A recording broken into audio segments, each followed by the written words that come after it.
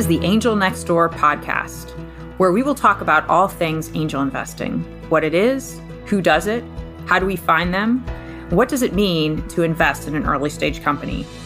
If you have ever wondered how you can affect the change you want to see in the world, then tune in to learn more. In this episode, I'm talking to my friends and fellow Show Her the Money family, Vicky and Charisse Pasche, about their journey of creating and growing the revolutionary fashion brand Dapper Boi. Vicky and Charisse share their unique backgrounds that led them to create a size-inclusive, gender-neutral clothing line and how their personal struggles with fashion fit ignited a movement. From their marketing genius that sparked a loyal following to their goal of becoming the next Levi's of all gender fashion, this episode is packed with entrepreneurial insights, heartwarming stories of customer transformation, and a sneak peek into future product lines. Dapper Boi is not just changing how dress can be more inclusive for all types of bodies, but also how we think about retail investing. Enjoy the show. Well, Vicky and Charisse, welcome to the show. Thank you. We're so excited to be here. I am so excited, and I feel so honored to have both of you here from Dapper Boi. Okay, so let's just start out a little bit about backgrounds before Dapper Boi, and then we'll get into the whole thing about Show Her the Money movie and all that kind of stuff. So maybe, Vicky, you want to tell us a little bit about your background prior to Dapper Boi, and then we'll hear from Charisse. Yeah, sure. So I definitely have a marketing background. I actually worked in the casino industry for little over 10 years, starting as on the casino floor as a players club ambassador, signing up folks for the club card, but really working my way up to the department to managing an entire marketing team. Yeah, so that was my experience in that. It's interesting because it has nothing to do with fashion whatsoever, but it also was the segue to fashion because as I raised up through the ranks, I was wearing suits. And so that's when I was transitioning to my most confident self shopping in the men's department. And it took that experience for this to all begin. Amazing. Yeah. And prior to Dapper Boi, most recently, I was in higher education sales. So think like University of Phoenix, very similar to that. So helping adult learners go back to school in the online format. And then before that, I worked for every single cell phone company, Verizon, Singular, AT&T, and Sprint. Wow. Sales is in my bones. I love it, but I love sales when it has like a mission and a purpose driven behind it. So when Vicky and I first started dating, I had this like business idea and I heard of this marketing genius, Vicky, so we started meeting and chatting and then we fell in love but we were business first. We were business first. Yeah. And then, so it's like really cool that it's been a natural full circle evolution moment for us to be working on Dapper Boi together. Yeah, that is incredible. So I love the concept of Dapper Boi because it is so inclusive in so many ways. So maybe talk to us a little bit about how did you come up with the original idea and then how did it come to be?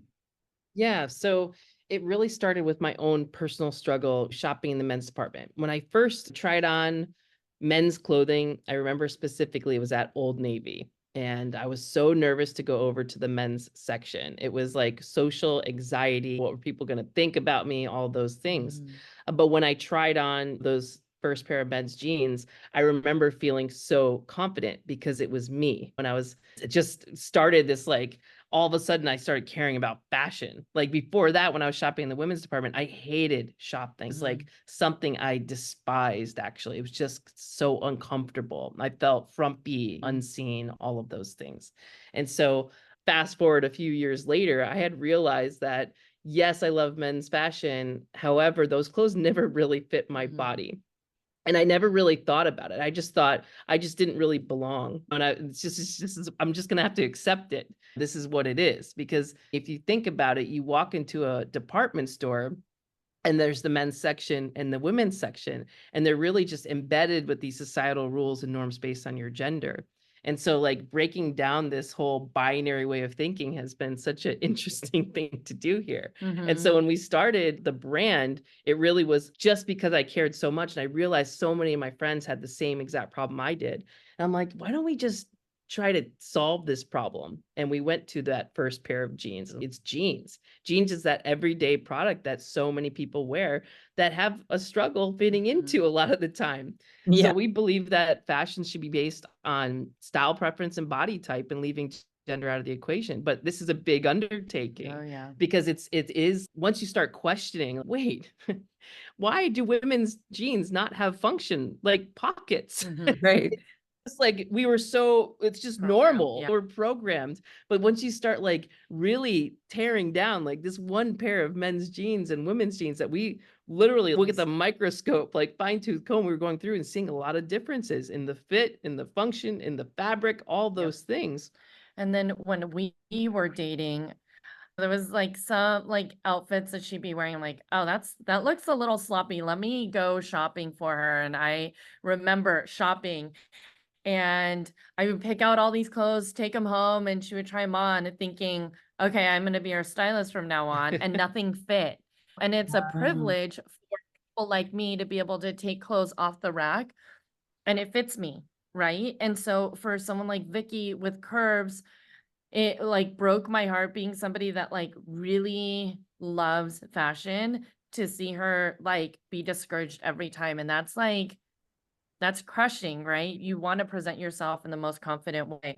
Vicky actually approached me on our honeymoon and said, I have this idea. And I don't, every time, I know, Vicky, every time she starts with, I have an idea, our life is about to change.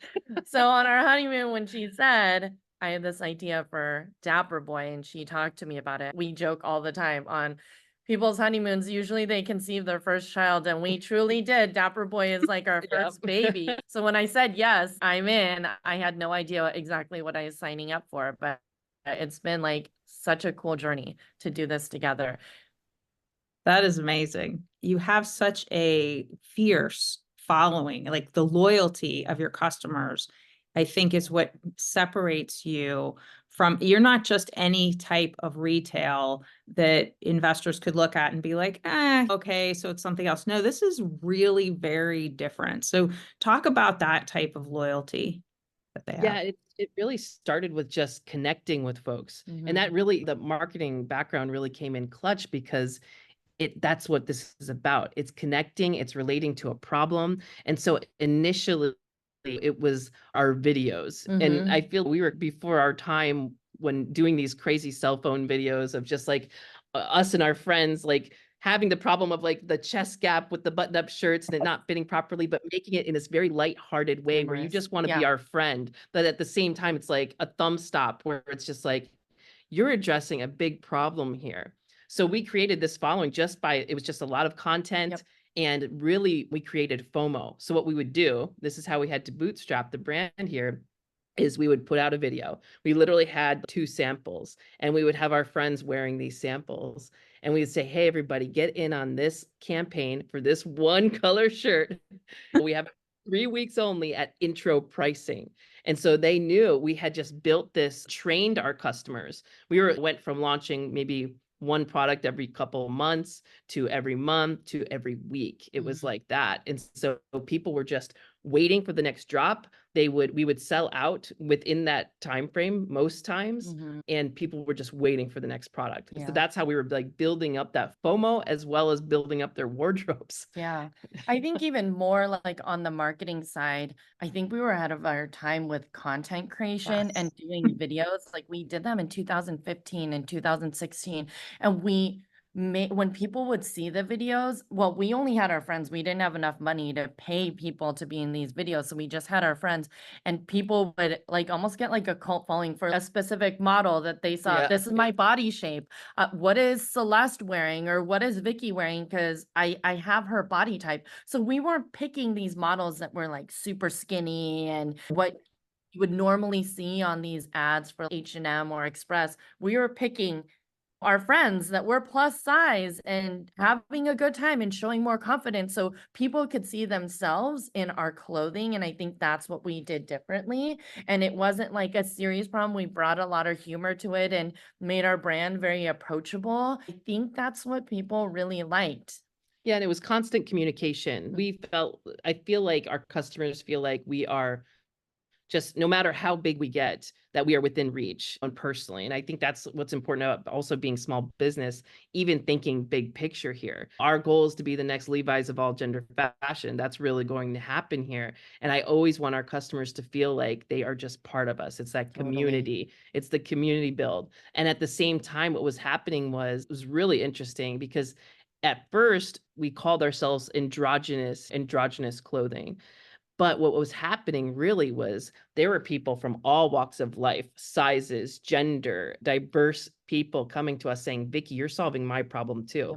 We have straight cisgendered men that have the same exact problem as me shopping in the men's department. But again, they're just not, they're just used to just not fitting in. It's just like how it is until they started wearing our jeans, and that changed their lives. Literally, we're not just clothing, we're changing people's lives. We have people telling us that they're able to get the job they never thought they could get because of this newfound confidence, this swag about them. We even had, I've been telling this story often because it's that important here, but we had a mom reach out to us. This is years ago, but it's always like something that we keep top of mind. Had a 14-year-old child, suicidal. And they wanted to thank us because this child saw one of our ads and was like, wow, that is me. I feel like I belong. And they started smiling again. So like those things are, yes, it's a heavy, weight to hold, but this is why it's so important. It's not just clothing. We're breaking this binary way of thinking and making it people feel like they belong. And when they feel like they belong and have confidence, like nothing can stop people. This makes a more productive society. This is bigger than just clothes. Absolutely. Sometimes we become such creatures of habit. Why is it okay? Why do we go into some of these places and we're like, well, I guess it's just what we have to deal with. Right. Right. Yeah. You're compromising fit for Yeah, her. it just, and you know what? Your website is so approachable.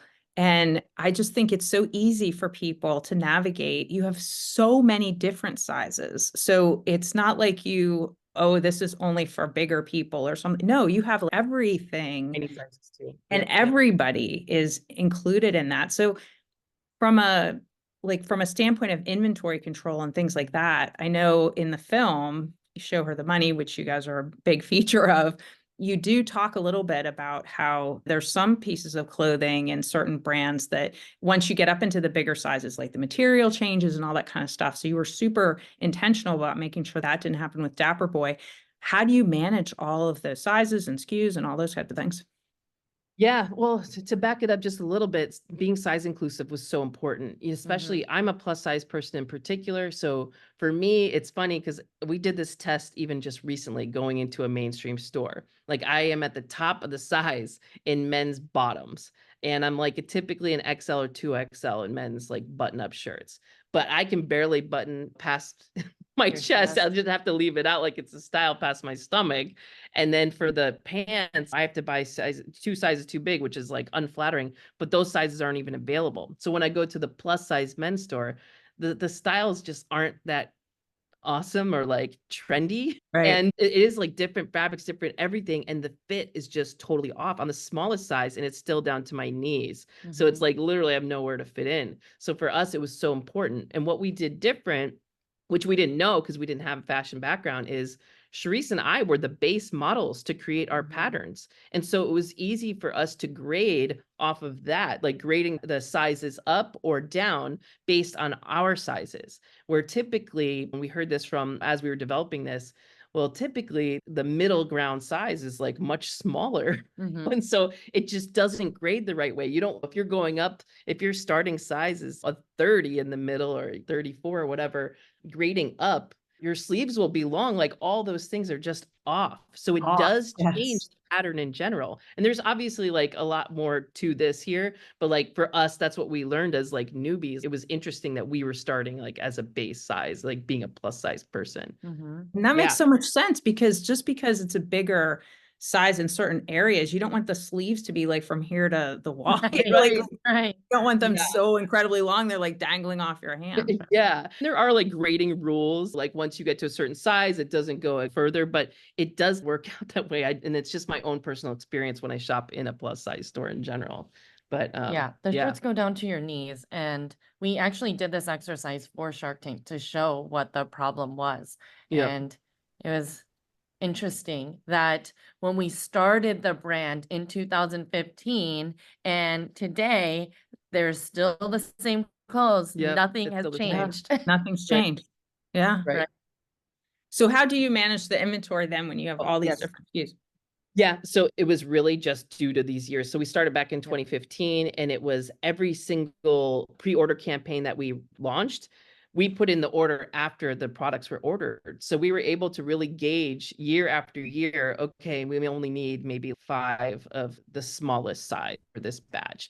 And luckily, we've created really great relationships with our manufacturers that we are able to do that. So if we have a minimum of 300, we could say, okay, we'll only take 5 of extra small. And if those sell out, we might order more next time. So we're always in that, our goal is to get at least 2 seasons ahead so that we can scale efficiently and not Right. get too ahead of ourselves at the same time. Because I also think there's something to say about FOMO and selling out of product, because people just will be back over and over again. Exactly. Yeah, exactly. Wow. So, all right. So you have it down now. You've got the clothes, you've got the styles, people are loving it. And now things are like really starting to happen, right? People are starting to really take notice. Yeah. Oh, yeah. Yeah. So we were on Shark Tank, which obviously I feel like it brings a level of there's legitimacy to your business, right? Right. And it's not Yeah. just within the LGBT community or the plus size inclusive community, but the mainstream community. That Mhm. was huge for us. And then also in addition to that, I feel like we're getting maybe some bigger names noticing us. We have customers that are pretty well-known actors order from us because Yeah. it's Nice. cool. Some former football players. It's just really cool. We were at a fashion show and they pointed us out, and they're like, I order from you guys and I love your chinos. And I love hearing Yeah. that. You know, Yeah. A-list actors, wow, they have the same problem. It doesn't matter if you're an A-list actor or you're a normal person. Everyone has struggle buying a pair of jeans, and we love hearing that confidence from everybody. Yeah, and beyond that, it's exciting right now too, and in some avenues that we hadn't even thought about, opportunities coming up here with the hospitality industry needing uniforms. There are some main like uniform companies that are used everywhere, only a very few of them. And there's still that problem with fit. And it's funny because when this was brought to my attention, I remember back in the casino days, my first job in the casino, I had to wear one of the uniforms and it didn't fit me properly then. And again, I didn't even question. I didn't have to think about it until right now, just recently. Yeah, you're right. That did not fit me. And so we've had a couple of very mainstream folks from the industry come to us and say, this could solve our problem. And so we're going through just having these initial conversations and what we could bring to the table large scale here from these hospitality industries, which is very exciting. That is super cool. So is anyone else thinking the way that you're thinking about this? Or I know there's certain competitors out there, I'm sure, but who's really thinking about it like this? There are some, and this like handful of us from the LGBTQ plus community here are having these conversations and launching these kind of products. From a mainstream perspective, the conversations are being had, and there's a lot more, if you notice, like gender neutral clothing options out there. However, it's not focused on fit.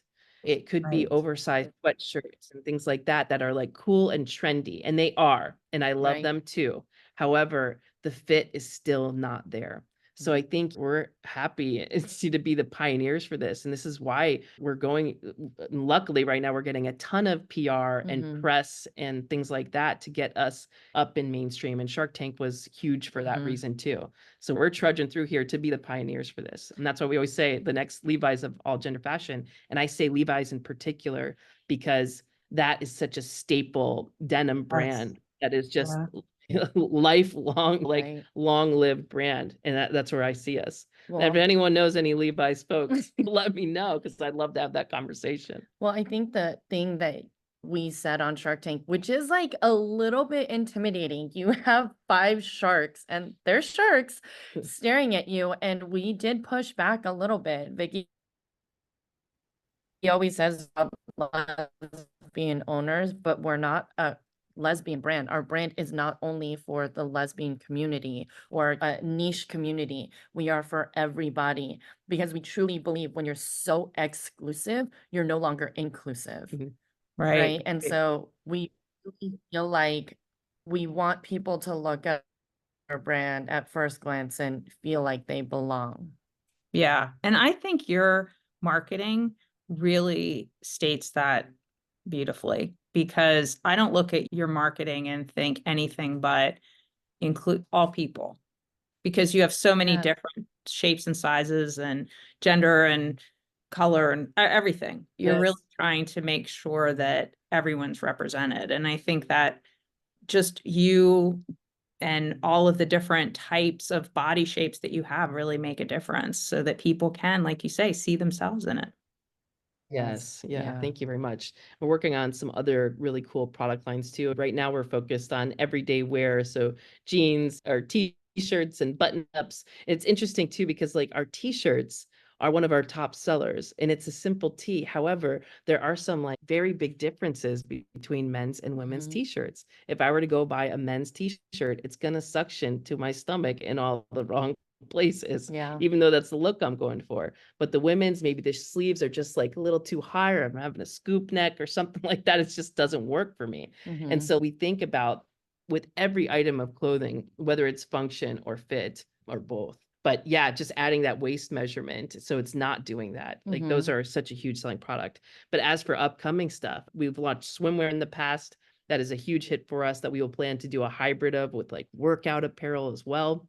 I'm a former athlete, plus size person now, and the gym can be an intimidating place, even though you know what you're Mhm. doing, Right. especially for someone like me. And so I think it's also a huge deal to have size inclusive workout apparel. So I'm excited to show my own vulnerable journey down that road Yeah. as my journey to health, Yeah. again, Yeah. too. Even talking about vulnerability, I think as we're going to Mhm. some of the 50 city tour locations for Show Her the Money, it was very nerve-wracking for us to put our story out there because Mhm. in the eyes of I love social media, but also with what comes with social media, sometimes people only put the best 5 seconds of their life, right? And same thing with the documentary, like knowing that we're going to show all of the ups and downs of the business.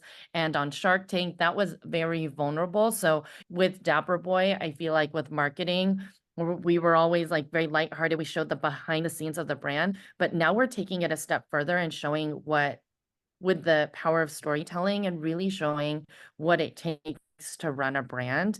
And more importantly, why this mission and this purpose is so important to us and showing what we're really willing to do to have the brand keep going. We did go through some pretty tough times, but we wanted to show that we were able to invest in ourselves by selling our home as well. Yes. You guys have done so many things right, even though the struggles and the obstacles that have been put in your way have been huge. One of the things that you were just talking about, adding new lines, I think that's awesome. And you are at a point where you can do that. But you were so great about being super focused, hyper focused on these are the things that are going to make a difference for our customers, the jeans, the t-shirts. You go on your website, you're not looking at hundreds and hundreds of different things, which is perfectly fine because you're getting that customer base, you're building that customer loyalty because of the basics that they really want. And if you had too many things, you would end up as a startup, you'd be unfocused, and then who knows what could happen. But because of that hyper focus and being able to really just have those couple of things at the beginning, I think especially the jeans is really what has put you guys skyrocketing. Yeah. Thank you. Yeah, it's exciting because we've literally had just those two styles of jeans since the beginning. So it was like slim straight jeans for a long time. Then we launched the slim, and actually we're excited now. This is 9 years in, but we're about to launch the super skinnies, and those are going to be a big hit and really hit a whole different demographic of people that we're solving a problem for. So thank you for saying that. And it's true. We have to stay hyper focused because we haven't even touched the iceberg with where we can go within our own, all these other folks. So it's exciting. Super exciting things ahead for Dapper Boi. Well, thank you both so much for coming on, and we'll make sure to put all of the links so that people can buy and check out and do all the things, and especially follow you guys on social media because you do put out some of the greatest content. It is something crying with laughter. It's so funny and so good. And it's just all good. You two are marketing geniuses. So, all right. Thanks so much. Thank you for having us.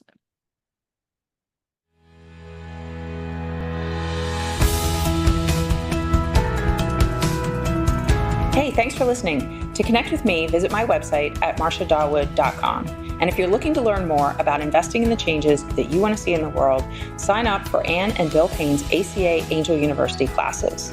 You go to angelcapitalassociation.org, all one word, to find out the schedule. Many classes are offered, everything from the angel investing basics, fundamentals, risks, due diligence, term sheets, valuations, returns and portfolio strategy, and for a deeper dive, there are advanced classes which include capitalization tables, startup boards, and exit strategies. If you're not already a member of the Angel Capital Association, you can become one for the low price of $295 for the year, and that will give you unparalleled access to discounts, free webinars with a huge archive of content, networking opportunities, and much more. We'd love to have you join us. All content for this website is informational and not intended to serve as legal, tax, accounting, or investing advice. While Marcia, that's me, does serve on the SEC Small Business Capital Formation Advisory Committee, my views are my own and not the views of the SEC or my fellow colleagues on the committee. Our speakers and hosts are thoughtfully selected for their educational value, but their opinions are their own and do not necessarily represent the views of the host, me, or the Angel Capital Association, and neither specifically endorse the use of presenters' products or services. Listeners of the podcast should consult their own tax, investing, legal, or accounting advisors before making important financial decisions. All warranties, including accuracy, completeness, and suitability for specific purpose, are disclaimed.